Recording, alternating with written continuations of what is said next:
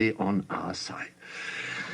Not that that excuses you. I'll settle with you presently. You've always hated me and been insolent when you dared. Then, of course, he gets to know this woman's family and whole circle. Could you not see that the very house she lives in is one he ought never to have entered? The whole place reeks of that deadly odour. The very gardener, though he has been there only 5 years, is beginning to acquire it. Even guests, after a weekend visit, carry some of the smell away with them.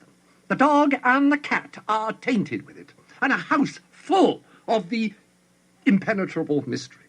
We are certain it is a matter of first principles that each member of the family must be in some way making capital out of the others, but we can't find how. They guard as jealously as the enemy himself the secret of what really lies behind this pretense of disinterested love. The whole house and garden are one vast absurdity. It bears a sickening resemblance to the description one human writer made of heaven. The regions where there is only life, and therefore all that is not music, is silence. Music and silence. How I detest them both.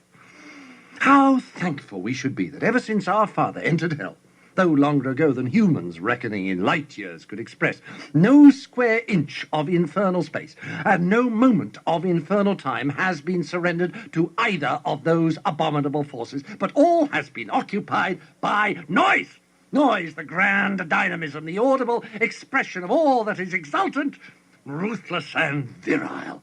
Noise which alone defends us from silly qualms, despairing scruples, and impossible desires. We will make the whole universe a noise in the end. We have already made great strides in this direction as regards the earth. The melodies and silences of heaven will be shouted down in the end. But I admit we are not yet loud enough, nor anything like it. Research is in progress. Meanwhile, you, disgusting little... Here the manuscript breaks off and is resumed in a different hand. In the heat of composition, I find that I have inadvertently allowed myself to assume the form of a large centipede. I am accordingly dictating the rest to my secretary. Now that the transformation is complete, I recognize it as a periodical phenomenon. Some rumor of it has reached the humans, and a distorted account of it appears in the poet Milton, with the ridiculous addition that such changes of shape are a punishment imposed on us by the enemy. A more modern writer, someone with a name like Pshaw, has, however, grasped the truth. Transformation proceeds from within, and is a glorious manifestation of that life force which our father would worship if he worshipped anything but himself. In my present form, I feel even more anxious to see you, to unite you to myself in an indissoluble embrace.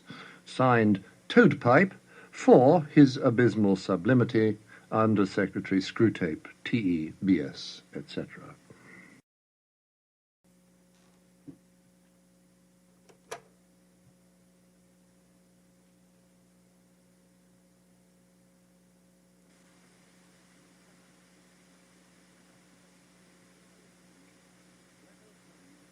Letter 25.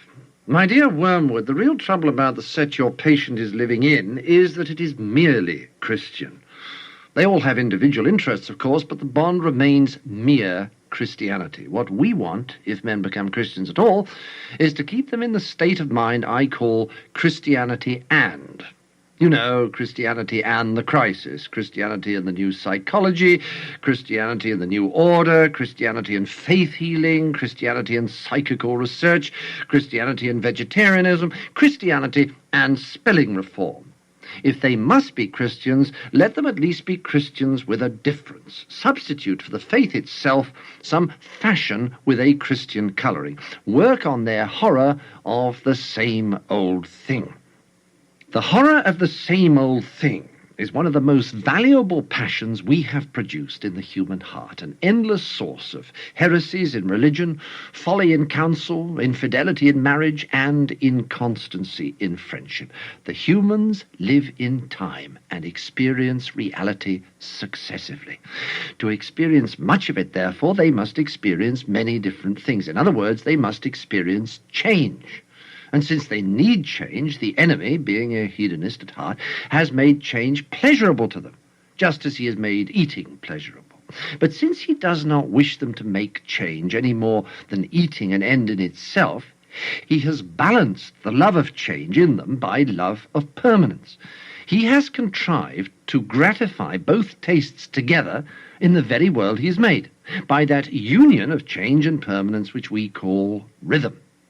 He gives them the seasons, each season different, yet every year the same, so that spring is always felt as a novelty, yet always as the recurrence of an immemorial theme. He gives them in his church a spiritual year.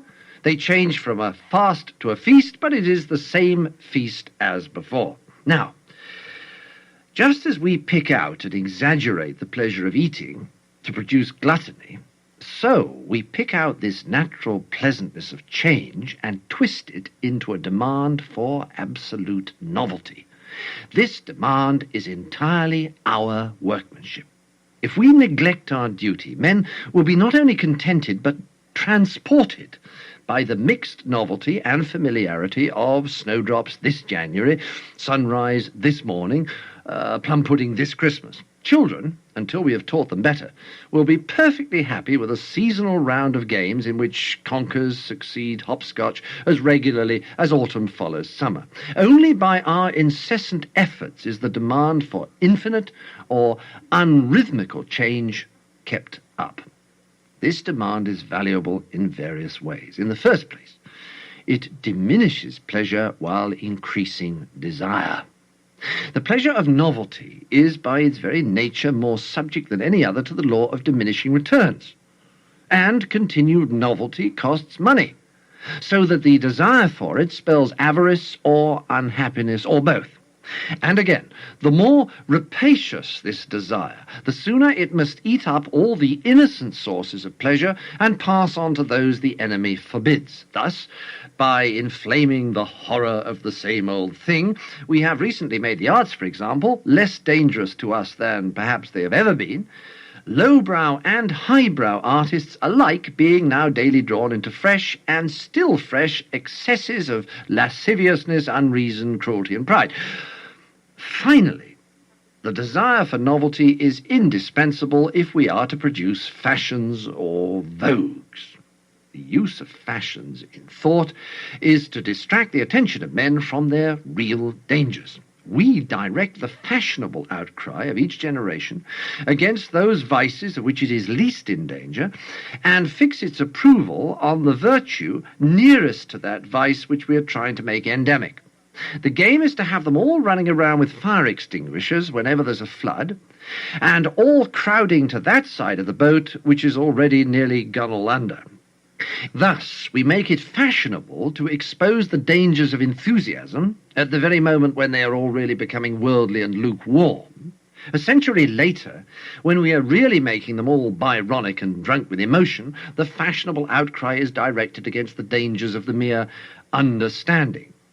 Cruel ages are put on their guard against sentimentality, feckless and idle ones against respectability, lecherous ones against puritanism. And whenever all men are really hastening to be slaves or tyrants, we make liberalism the prime bogey. But the greatest triumph of all is to elevate this horror of the same old thing into a philosophy, so that nonsense in the intellect may reinforce corruption in the will. It is here that the general evolutionary or historical character of modern European thought, partly our work, comes in so usefully. The enemy loves platitudes.